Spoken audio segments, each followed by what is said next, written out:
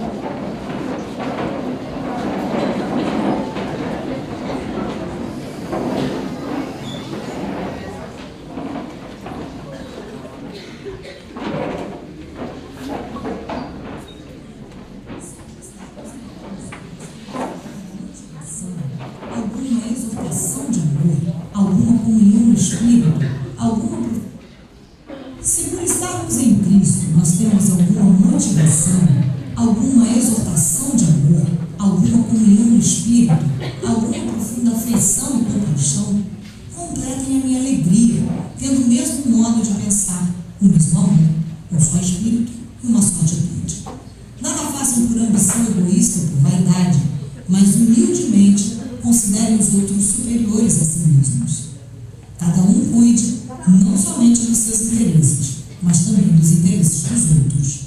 Seja a atitude de vocês a mesma de Cristo Jesus, que, embora sendo Deus, não considerou querer o ser igual a Deus. Era algo que devia apegar-se, mas esvaziou-se a si mesmo, vindo a ser servo, tornando-se semelhante aos homens, e sendo encontrado em forma humana, humilhou-se a si mesmo, e foi obediente até a morte, e morte de cruz. Filipenses 2, versículos de 1 a 8.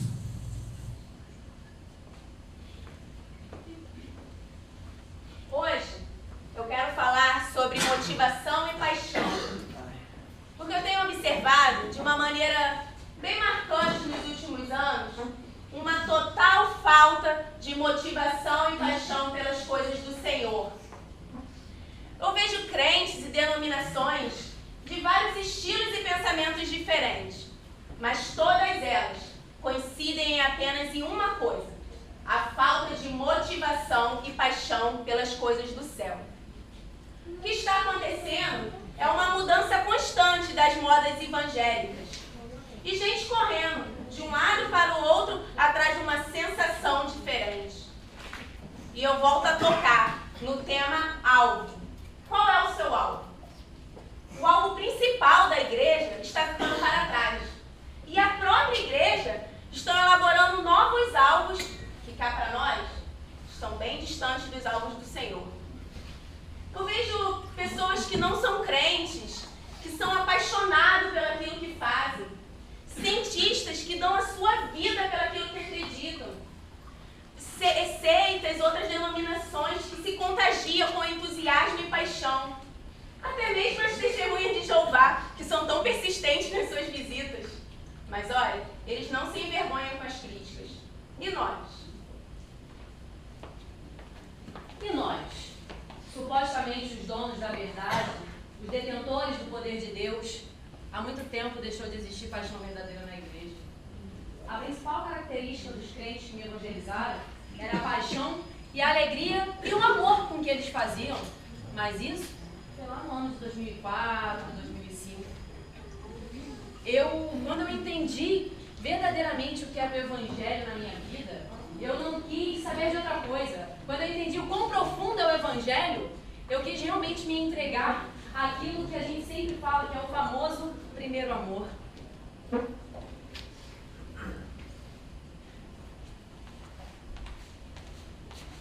Eu me lembro que quando olhava para aquela placa, meu coração começava a bater mais forte.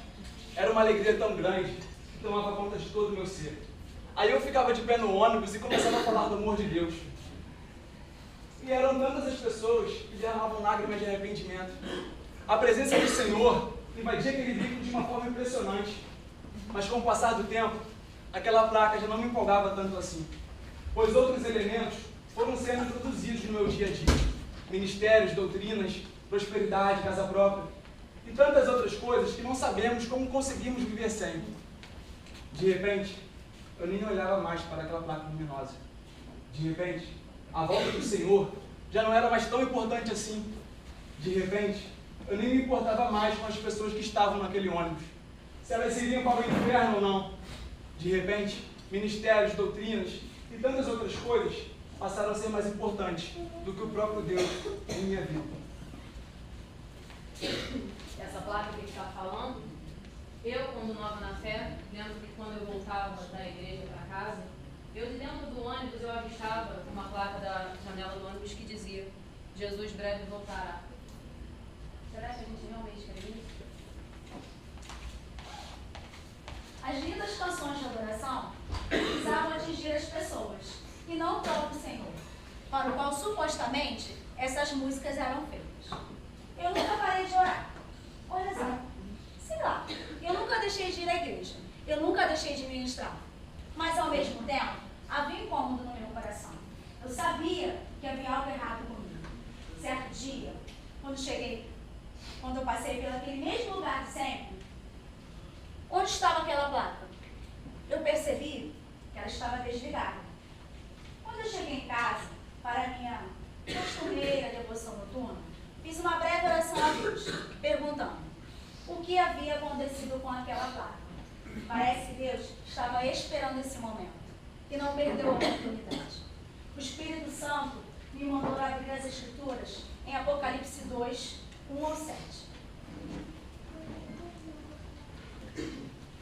Ao anjo da igreja em Éfeso escreve: estas são as palavras daquele que tem em sua mão direita as 7 estrelas e anda entre os 7 candelabros de ouro. Conheço as suas obras, a sua prática, o seu trabalho árduo e a sua perseverança. Sei que não tem suportado homens maus, e pôs à prova os que dizem ser apóstolos, mas não são. Provou que eram impostores. Você tem perseverado e suportado sofrimento por causa do meu nome. Contra você, porém, tenho isso: você abandonou o seu primeiro amor. Lembra-se por onde caiu. Arrependa-se e pratique as obras que praticava no princípio. Se não se arrepender, virei a você e tirarei o seu candelabro do lugar dele. Mas há uma coisa a seu favor: você odeia a prática dos nicolaítas, como eu também as odeio. Aquele que tem ouvido, ouça o que o Espírito diz às igrejas. O que o Espírito diz para a tua vida? O que o Espírito diz às igrejas?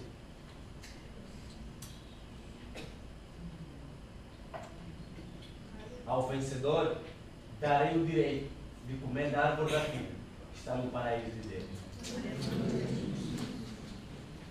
Eu nem preciso dizer como eu chorei naquela noite.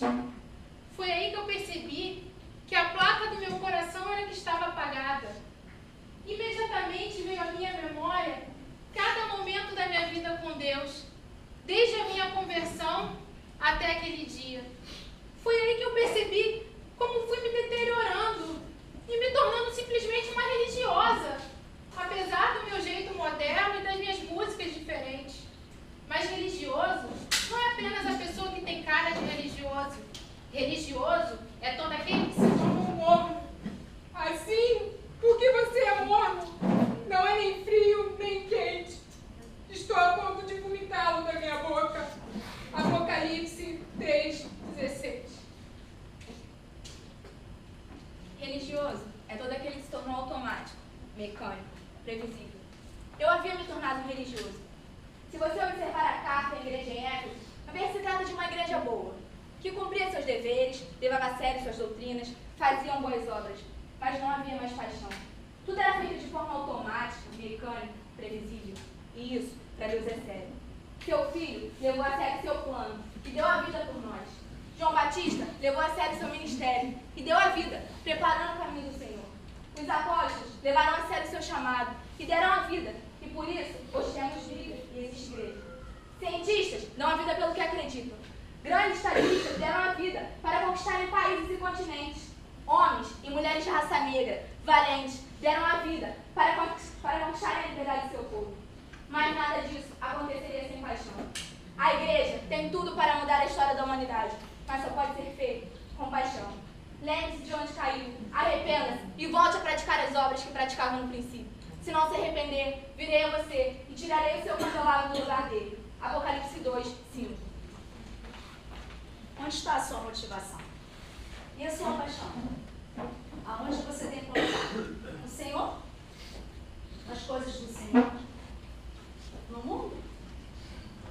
O que você tem feito com o Senhor? 2 horas e meia de culto? É o bastante?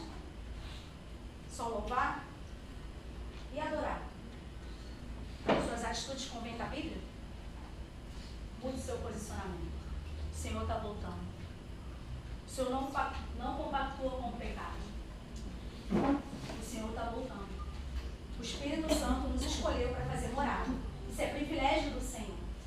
Isso é privilégio do Senhor. Nós somos instrumentos do Senhor. O Senhor está voltando.